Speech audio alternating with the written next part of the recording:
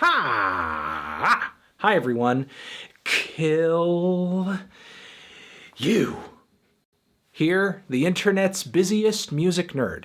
And it's time for a review of the new Open Mike Eagle album, Brick Body Kids Still Daydream. This is the latest full-length album from art rap renaissance man, Mr. Open Mike Eagle. And I haven't talked about Open Mike Eagle's origins that deeply in the past, but I have to mention here for the narrative of this album that he has some pretty deep roots in Chicago. He originally grew up in the Robert Taylor Homes, which was a set of projects on the Windy City's south side. They were demolished 10 years ago. Mike has some feelings on this, and he essentially takes this as an opportunity to wax poetic on the memories that he had there, using those as kind of a springboard to explore themes of home, displacement, change, gentrification, resilience. Mike's trademark sense of humor isn't that present on this new record over here. Not as much as it has been on projects like Rappers Will Die of Natural Causes or Dark Comedy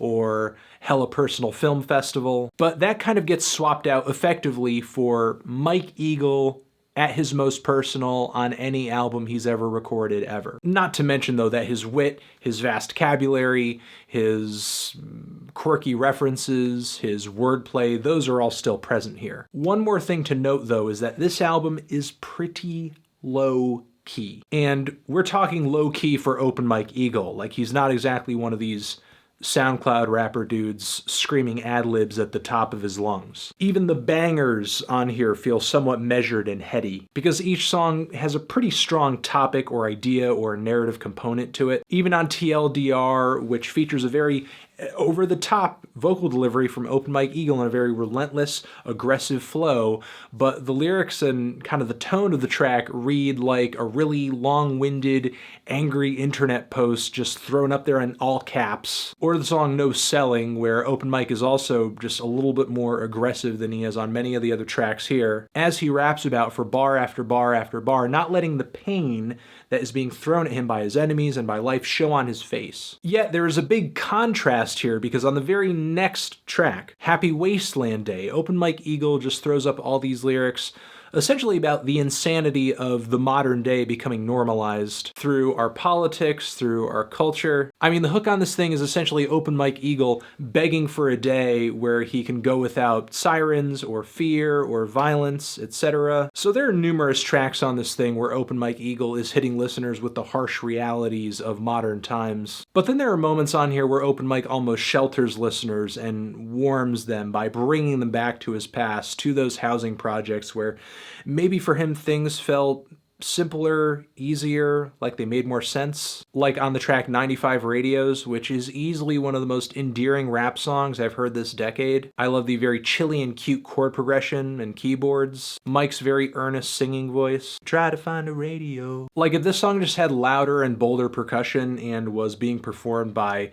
some chart topper, it could easily be a pop hit. I also love the quaint and funny descriptions that Mike makes to the lengths that he would go to find a radio when he was younger. And the lyrics are essentially just a lot of warm memories about his old stomping grounds, old friends, music. We also have the equally endearing Daydreaming in the Projects, which is pretty much a tribute to kids all around the world growing up in places like Mike did when he was young. At least that's the sentiment the hook brings on this track. The verses, for the most part, are kind of Mike musing about various experiences in his life, both past and present. The whole record kind of comes to a head on the final track, My Auntie's Building. It's criminally short, but very much wraps up the inspiration for the album, with Mike Eagle expressing his raw frustration for the fact that these buildings had been demolished, being angry at the fact that he kind of lost a piece of his past with that.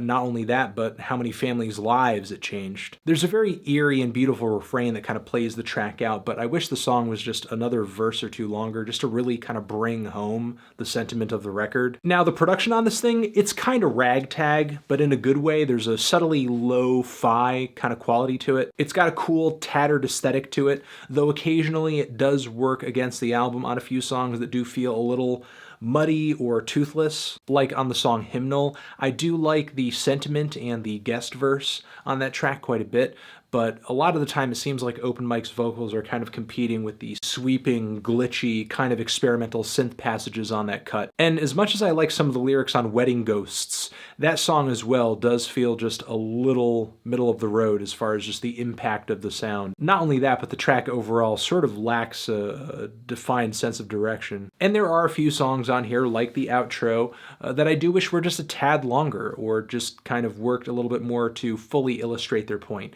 like a Breezeway Ritual. But outside of that, the songs and the instrumentals on this thing are really captivating and some of Mike's best work yet. The dreamy and hypnotic instrumental on How Could Anybody Feel at Home is fantastic. The constant tapping, the warped and almost mind-altering woodwind melodies on this thing, the grimy, off-kilter beat and cycling noise on No Selling is invigorating. The track almost sounds industrial and features some very round, fat bass. I love how lazy and deflated the instrumental is on Happy Wasteland Day. It sort of reflects just the drained feeling of just being worn out by all this craziness that Open Mike sort of throws onto the song. The jazzy horns that pop up very faintly on the hook of the song Daydreaming is one of the prettiest musical touches on the entire record. And the song Brick Body Complex has this wonderful, growing, swelling intensity to it that kind of grows and grows and grows and grows. It's like Open Mike Eagle is charging his laser. Again, despite a few tracks that just did not have a lot of bite, or just lacked a little bit in terms of length. This album's not only fantastic in terms of just its substance and its content,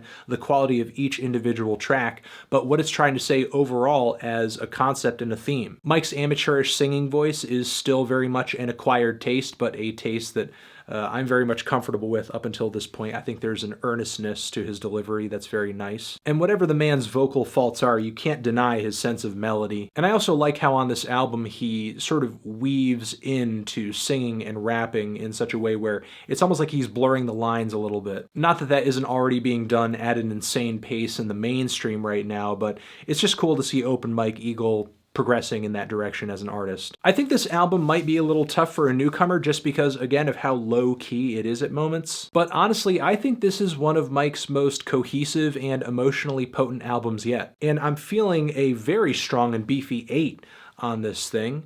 Transition. Have you given this Open Mike Eagle album a listen? Did you love it? Did you hate it? What would you rate it? You're the best. You're the best. What should I review next? Hit the like if you like. Please subscribe. And please don't die. Stay hydrated and eat your goddamn fruits and veggies, please. Open Mike Eagle. This new Brick Body album over here. It's sick. Click over to the link on the side next to my head over here. It's another Open Mike Eagle review. Or you can hit the link to subscribe to the channel. I'll see you guys in the next video. Forever.